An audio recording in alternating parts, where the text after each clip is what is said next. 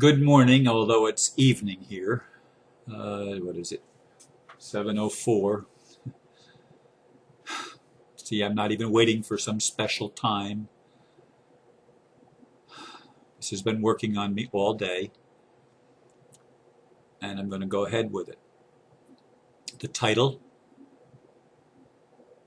Only a Balanced and Inclusive Spirituality Will Help Us. This is the topic, with a modified blurb, that I was going to address a few days ago. I will read a bit from Jon Rappaport's article, Heroes, Fake Hope, and Real Hope in the Matrix, published on June 22nd. It caught my attention then, and as I've pondered things happening in my life before and since, I realized that he captured much of what I feel and wanted to say. Like everything I share, it is my perception.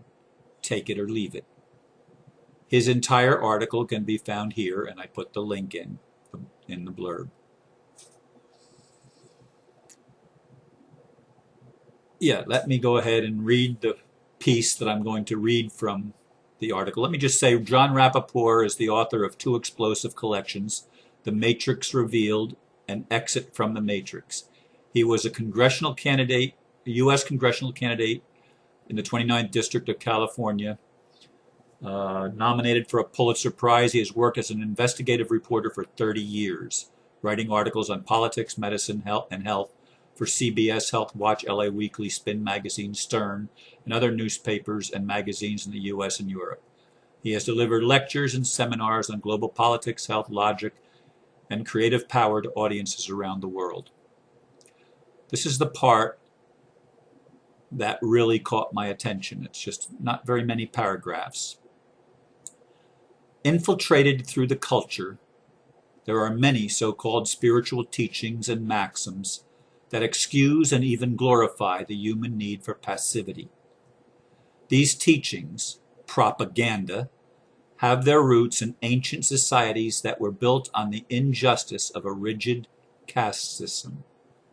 These teachings were imported into modern civilization to soften the blow sustained by the widening separation between the haves and the have-nots. If it was meant to be, it will happen. Otherwise, it won't. The universe will tell you what to do. Wait for its message. Remove desire from your life. It's the source of suffering. Live your life by accepting what is. Happiness is achieved by being satisfied with what you already have. Above all, patience. The popularity of these and other similar teachings are a testament to the big sleep. Last week I watched the movie Gandhi, part 1 on Saturday, part 2 on Thursday. Actually, I'm losing track of time. Yes, it's over a week ago. It was a week ago Saturday and this past Thursday that I watched the movie Gandhi, which was a 1982 movie. Gandhi was a hero because he took action. That's what Jon Rappaport's article is about. It's about the difference between passivity and taking action. And what infuriates me sometimes with looking at the world and listening to a lot of people that think they've arrived and think they've achieved some level of fifth dimensional reality and they're enlightened. Gandhi was enlightened, and he was enlightened because he took action, not because he waited around for something to change.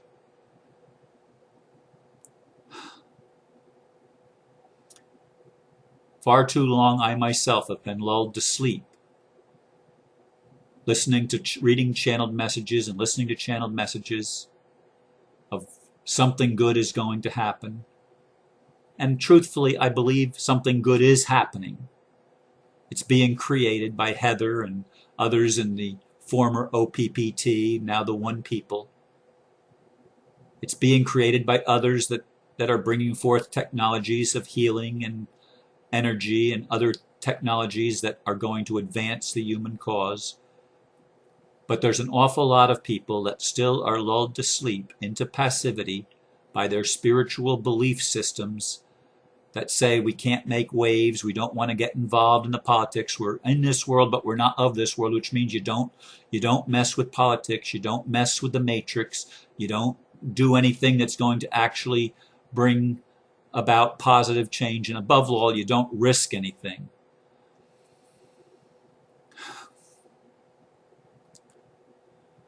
Sometimes I don't feel I risk enough. I try to speak out. I've been doing it for 1.5 years. Today, by the way, I'm just as angry as I was last Thursday's video, which aired on Friday morning, summer solstice, winter solstice in the southern hemisphere. Actually, yeah, it's the solstice, not the equinox. That's right. I had to think for a second. The difference between where I am today and where I was then is that I didn't have anything to drink. In fact, I've only had 1 screwdriver since I did that video. I had 3 screwdrivers prior to the video, but only 1 since then, and that I can't remember if that was Saturday night. I think it was Saturday night that I had 1 screwdriver, and that was all the orange juice I had left. So, and I haven't bought any more since then. In any case, I've actually quieted myself down and was in meditation for a good while before I began this video. Because, like I was then, I'm hurting. I got a really horrible email today, and I've been getting a lot of people trying to correct me. And I feel like they're trying to say, Ron, you're wrong. When are you going to get it, Ron? Get it through your head. You're wrong, Ron. You're wrong. You've got to be a high vibration. In order to do this thing right, you've got to be a high vibration, which means you can't talk about negative things. There's even been some people suggesting that I should stop doing my videos. Well, I almost felt that way. I was so angry the other day, but I'm probably not going to stop. I'm probably still going to do one every day, whether it's by myself or whether it's one that I share conversation with someone else. But I'm probably going to put up a video pretty much every day. They're going to start at different times. Sometimes, like now at night, I won't post it till after midnight, but it's being created, as you see, after 7 o'clock. But we've got to stop thinking that we know what other people's jobs are. That really, really hurts when people tell me, Ron, you're missing the point. Ron, you're not getting it. I have to march to the beat of my drummer, just like Gandhi marched to the beat of his drummer. And he had people that were willing to suffer a whole lot more than I'm willing to suffer, quite honestly. But he put it out on the line, and he was a hero. And I'd like to think that people like, I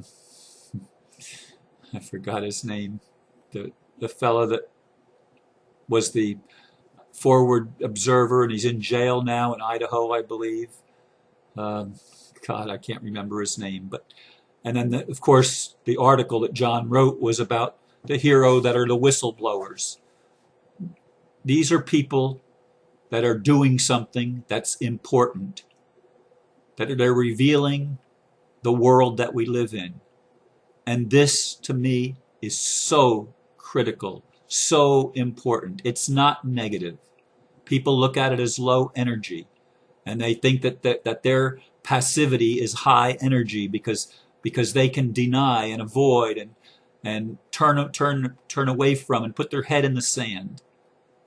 And they think that that's going to change something in the physical world, that just by wishful thinking and by thinking good thoughts and by saying love and peace, and I do that myself, and by saying nice things and by saying positive affirmations that somehow the world's going to change because of that.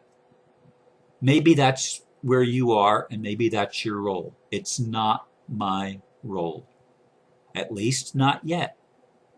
I mean, I'm open to change, but the drummer that I hear inside is to keep telling the truth. And while I said in the other video on the summer solstice that I was angry at God, which was true then, I'm angry at some people now for thinking that they know better than me, that they know me better than me, that what I'm supposed to be and what I'm supposed to do. That really, really irritates me and pisses me off. It really does. And it hurts because I allow people to the best of my ability to be where they are. And Spirit keeps saying, Ron, you don't know their role. And no, I don't. No, I don't. But I still have the strong conviction that if we could all join together and stand up in our power and tell the truth to the leaders of government, to the leaders of corporations, and make sure they get the message, we would change things a whole lot faster than what will happen by all the people that are doing the wishful thinking and trying to maintain their high levels of positive energy and positive mental attitudes. I don't know what I believe anymore. I really don't. I know I don't believe in wishful thinking. I've done a lot of it in my life and it doesn't work. I don't believe that as a human being I create my own reality. I don't believe that. I believe that maybe my soul creates my reality from a higher place that I'm not aware of, that I'm still not conscious of, and that I'd really like to become conscious of. But I embrace my humanity because that's the divine directive, to embrace humanity. But it doesn't mean to be weak. It doesn't mean to be passive. It doesn't mean to be silent. It doesn't mean to go in your cave and not communicate. It doesn't mean to stop loving someone because they're not as perfect as you. It doesn't mean a lot of things that people seem to think it means. And I'd very much like for people to get on the same page with me. But I realize that we all have different roles. And I'm asking you that think you know better than me and think you see more clearly than I see to leave me alone, please. I know you're trying to love me, but sometimes your love hurts. You know, treat me like a fool. Treat me mean and cruel. Just say you love me. I wrote that in an email to somebody just an hour or two ago. A couple hours probably. Anyway, that's how I've been feeling. Because some of the people that say they love me aren't acting like they're loving me. They're not acting that way. They seem to be trying to correct me and trying to get me to march to their drum beat. And I don't hear their drum beat. It doesn't resonate with me. So go where you feel you want to resonate. Go where you feel a resonance. But be careful. Be careful of these belief systems that lull you to sleep and encourage you into passivity. Because we need action. We need people that are willing to take actual steps. It doesn't have to be huge steps, but at least take steps to make progress, to make real change, like Gandhi did. He made real change. It was not what he envisioned completely. There was a divided India. He failed in that respect of holding the Muslims and the Hindus together and keeping India as one nation. And they ended up killing him like they kill most of the heroes and most of the dreamers. But my dream is to create a world that works for everybody. And it won't do that by any system of denial as I see it. It won't do that by not embracing the world as it is. And I don't mean to just accept it and say, well, that's the way it is, there's nothing I can do. I mean to say, there's a problem here, and I've got to help work to correct the problem. I've got to do something that will help me wake up and help others wake up. but leave people be where they are in their path. And yes, there's messages that come. If the message resonates with you, it's yours. If it doesn't, it's not yours, at least not yet. Accept that and embrace wisdom and be kind and be loving and be communicative. Stop going into your caves of isolation that so many of you think is spiritual. All right, that may be where you are, but it doesn't feel spiritual to me, and it's not my calling. Accept that, please. Thank you for listening, and I hope that we all develop a more balanced and inclusive spirituality that will help us all recover from the matrix and the control grid and the system of domination that we've lived under for a very long time. Thank you for listening. Namaste.